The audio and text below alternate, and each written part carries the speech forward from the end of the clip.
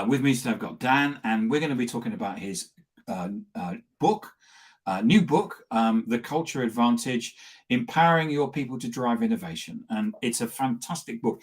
If you want to set up a culture of innovation or start doing that or evolve your culture of innovation, it's a really good read. And it's got loads of advice in that.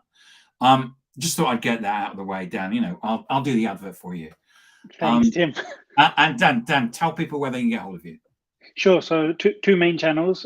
First, danielstrode.com, my website. I've got a small little blog there with daily views and things on my mind. And then also LinkedIn, Dan Strode on LinkedIn. I'm quite responsive there, and that's probably the best place to send me a message.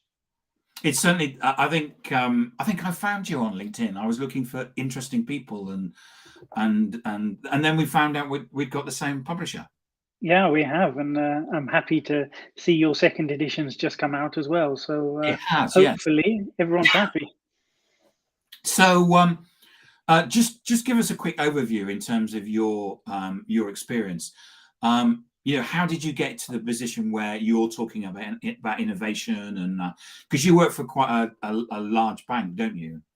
Yeah, so I'm probably not a unique, but a curious individual in the sense that I'm part practitioner. So I'm head of the strategy and culture of Banco Santander globally.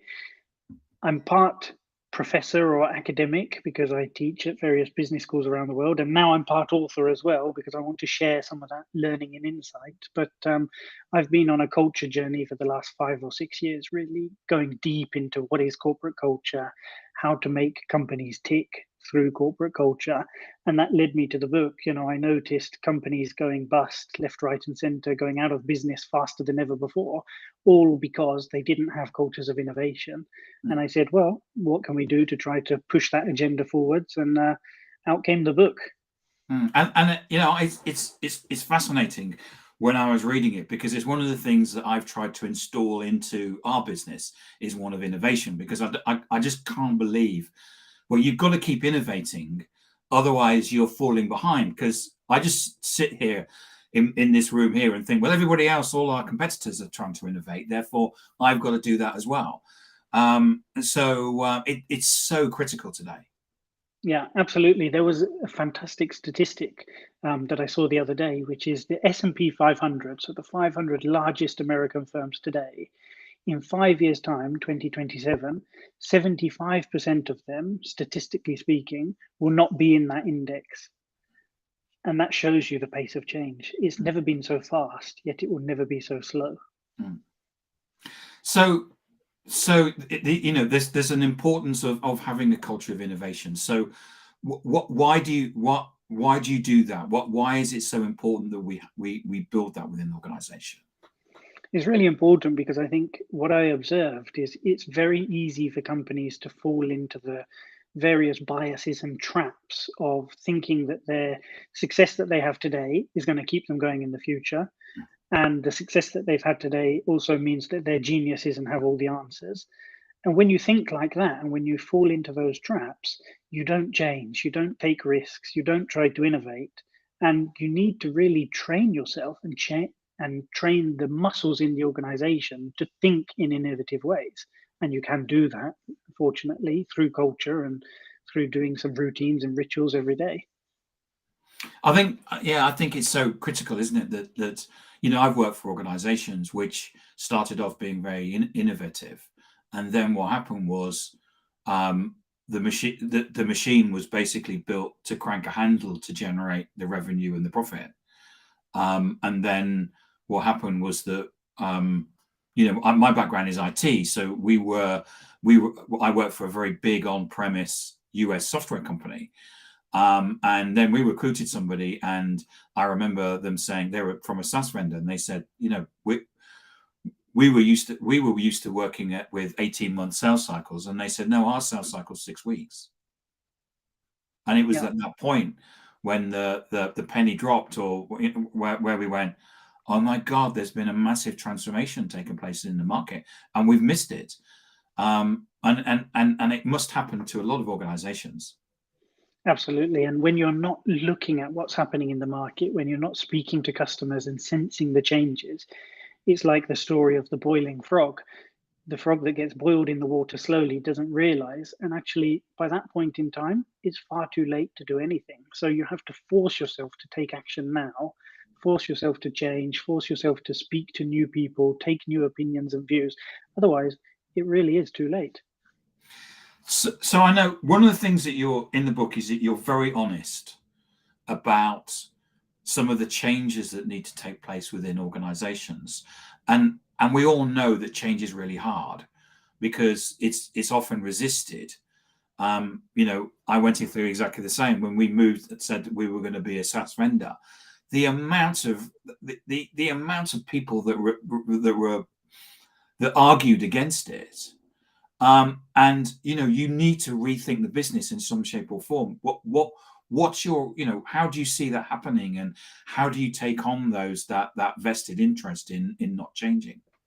Yeah, it's a good question, because rethink your business model is my first principle in the book. And the reality is, no one stays in their lane anymore. So if you look at some of the giants of industry like Amazon, that started off as a bookseller and now is doing, well, I don't know what it's not doing, Yeah. perhaps is the more accurate description. Look at every single industry, and everyone is trying to do something new, something extra, trying to change their business model. And you have to do that too. And you need to be very brave, culturally speaking, because many companies are going along with their cash cow and their existing business, and it's working fine. And it takes someone very brave to say, let's try something new at the expense of cannibalizing the existing business. And that's what Netflix has done. Yeah. It was a DVD by post company. They cannibalized that and turned it into an online streaming. They cannibalized that and turned it into a movie production studio. And they're going to cannibalize that and do something else in the future, as long as they have that mindset of rethinking their business model. On the converse side is, if you think like Kodak, you invent the first digital camera, but then you don't want to cannibalize your You existing hide it in a business. cupboard. Exactly. Then big problems. So I think having that mindset is really, really important. And I think one of the things, Amazon decided that once they were the number one seller of books, they were going to innovate themselves out of business, and so created the Kindle. Exactly. That's wonderful, isn't it? I mean, that's a fantastic display of being the best, being the biggest, but then still being brave enough to go and do something else. And they've actually gone on. I mean, as you know, they've gone into retail, they've gone into cloud computing, and they've done all kinds of things. And I guess it's having the antenna out there that you spot the changes taking place in the marketplace. Yeah, you need to have the antenna out there. Some of the best companies are, really doing this on a regular basis, and Lego would be one that I really pinpoint and say, look at what they're doing. They are having customer obsession at the heart of everything they do. They do focus groups relentlessly with customers to know what's happening in the market, what they want, what are their needs. And by the way, they do it with children. And if you can do it with children and understand what their needs are, you can do it with adults for sure. So there's really no excuse.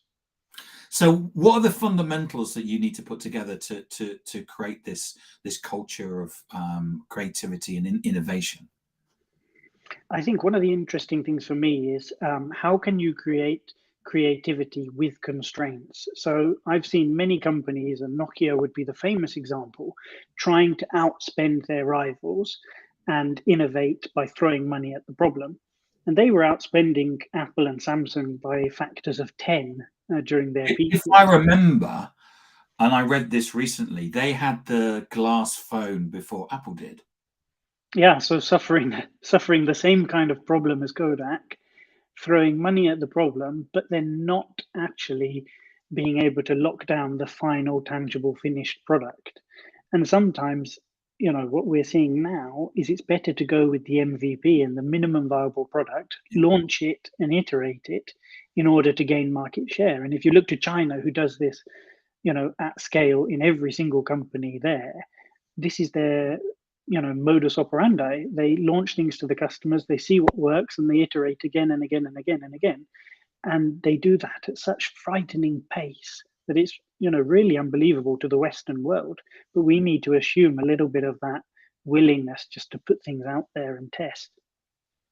There's a book, isn't there? It's Sprint, isn't it? The famous startup book, which is about how to build an MVP by not building the MVP. You basically run a 5-day sprint rather than go away for 18 months and come up with an MVP that actually doesn't work. Yeah, exactly. And one of the best examples, and you'll like this one, Tim, because I know you fly probably out of Heathrow. I was Yes. at Heathrow during the pandemic, and I saw a little QR code on the table in the lounge, and I scanned it, and it said Hangar 51 at the bottom. And it was really interesting because then I said, "What's Hangar 51?" And I found out that this was, international airline groups accelerator or culture lab, and what they do is do 10-week sprints to create an idea and launch a product, and this was one of the products. They've also done baggage claims and all sorts of different things. But I think sometimes creating creativity through having a constraint, be that less money, more speed, and so on, is really vital. Because the thing about the sprint methodology is that actually it isn't about throwing money. It's about putting the ideas and coming up with some and testing it and working out whether it works or doesn't work. Yeah, exactly. And I think that's a methodology we all have to assume and take on board, and I think that will help us no end. I'm just saying hello to Rose. I've had Rose. I've talked to Rose on here before, so I'm just saying hi there, and hi to Will as well. So in terms of creating this mode of a mindset, surely there's going to be a requirement to understand things like, or having people that have a growth mindset, because what I saw is people just trying to close the whole thing down and going back to what they knew and what they loved, rather than actually embracing the change and embracing the fact that, I mean, we'll sit and laugh here about, can you imagine people saying that cloud wouldn't actually, and SaaS wouldn't actually be a thing? It was just a fad. I mean, we just laugh about it now, but back in the day, and it wasn't that long ago, people were saying it just wasn't going to happen. Yeah, definitely. And growth mindset is one of the fundamental pillars of having a culture of innovation. There's two types of people, two types of company: those who have that growth mindset, which is the willingness to try new things, learning from failure, accepting feedback as a gift, and then people who have a fixed mindset, who think no need to change anything if it works today. I don't want to take any risk. I want to protect myself from being blamed for any failure. And as you can see, they're two very, very distinct mindsets. The good news is you can train that within the company. And one of the things you have to do first is create an environment where there's psychological safety. Yes. So an environment where people can speak up, where they can participate, where they're not afraid of failure. The question is, how do you do that? And probably three things come to my mind. The first is you need leaders or the owner of the company to lead by example and have courageous conversations, share personal things, make the space feel warm and safe. The second thing is you need to not rush to give answers. So leaders, you don't need all of the answers. Much better if your people give you the answers or your customers give you the answers. They're the ones on the front line. They know. And the third is to make really clear your expectations. So if you want people to innovate and try things, tell them, I want you to innovate and try new things, and you won't be punished. If you don't want that, then tell them, fine, don't make any mistakes and be punished, but be clear. And if you do those things, you'll start to build that psychological safety, which helps the growth mindset. Yeah, I think psychological safety is so important in organizations. When I started work, the assumption was that the leaders had all the answers, and it generally wasn't the case. And I think it's so important for leaders to say, look, I don't know. And I work for a sales VP who used to run these brainstorming sessions, which was really about pulling the answers actually from the people at the customer facing So he'd say, "I don't know. I sit in an office all day. You're the people that have all the answers." And pulling that out and then providing that as a strategy. It was a great way of getting both consensus, but also getting people to innovate on the fly. Exactly, and it actually has so many benefits. So not only do companies who ask these for find that the employees are more happy and more engaged by 30 to 40%, the company actually takes 60% more risk and 49% more innovation efforts or new ideas come as a result of it. So good for the company, good for the employees. It's a win-win. So we've had a comment from Will Shorten, who said, "The best way I heard design thinking described is, what is it, what if, what's wows, and what works." Thanks, It's a Will. nice summary of design thinking. And I think if, the reality is, if we come with that mentality about, what is this product? What if we do this? And, what will wow our customer? If you always have that at the front of your mind, you're not going to go far wrong. But it's very different from the typical approach to creating products or services where you would put one team in a lab for 18 months, and then another team would do their bit, and you would be so far detached from the customer. And actually, everyone would be doing their own piece in silos. And when you get to the final product, it doesn't quite flow. So what's the importance of having leadership being involved in this? And you've touched on it already, but what is that critical for the business?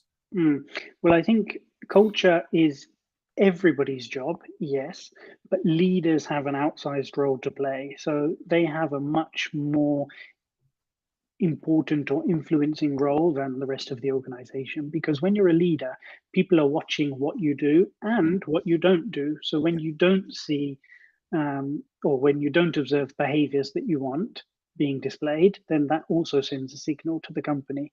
So I think leaders must lead by example and be involved in the culture. The culture is their responsibility. It's not the responsibility of human resources. And if you outsource culture to marketing or human resources or communications, watch it fail. You don't understand culture and it will be doomed to failure. You haven't understood the value that it brings your company, and people will know that you don't believe in it enough to be the sponsor yourself. Yeah, I think it's so critical that the leaders are the people that set the culture. And I agree with you that people are looking at them all the time saying, it's a bit like swearing in meetings and stuff like that. If you allow that as a leader to go on, then everybody assumes that that's a natural culture. Whereas if you shut it down, then people actually understand that it's not acceptable. And it's the same with all behaviors, that you're in effect defining what is right and what is wrong, what is good behavior and what is bad behavior. Absolutely. And it's exactly what you say. It's those micro things every single day that if you continually stack them on top of each other, suddenly your culture starts to shift in a really, really strong way. Or slip. For example, if you let the swearing in meetings or shouting in meetings go unchecked, then you'll slip in one direction very fast. Yeah. Rose makes a great comment about, which is adding to Will's, which is why now as well. Yeah, and this is a good addition to the design thinking description that Will gave, because why now? In the end, the reality is many companies put out products and services that no one wants or requires, but it was because someone in the team thought that it was a good idea. And you should learn from that, really, and you should speak to the customers. Yeah. And I love this from Will, acceptable versus unacceptable behavior. It's really, really important to focus on that, because what's worse? Is it worse that an employee goes into the stationery cupboard and steals a stapler and some pens? Or is it worse that an employee goes into a meeting and shouts at someone, and suddenly the 10 other people in the meeting don't participate and feel that very nervous and have broken the trust? Well, by the letter of the law, the one that steals some stationery from the cupboard would go to jail, but the one that shouts, there would be no consequence. And I think that's probably the wrong way around when it comes to culture. Yeah, I agree. Yeah, it's it's such a well, I was going to say difficult, but it should be easy because it should be common sense. But as we know, so often in life that there's actually no common sense. But yeah, and you know what's people they want to hang on to and keep doing. So that's a fair reason, I would say. Dan, thank you so much for coming on and talking about your book, The Culture Advantage, available on Amazon worldwide, I'm sure. And remind people where they can find you. Or Dan Strode on LinkedIn. I will be delighted to continue the conversation. And thanks so much, Tim. And you're always on LinkedIn. You know, people will be able to get hold of you within a couple of hours or something like that. Certainly the best place that I found to get hold of you. But no, thank you for coming on and for talking about your book. It's a great book. I really loved it. And you know, if you're looking to build an organization and a culture of innovation, it's a great place to start. Well, it means a lot coming from you, Tim. So thank you. Thank you, Dan. Thank you so much for coming on today, and thank you for Will, Andrew, Rose, for all the comments. They were excellent. Thank you so much.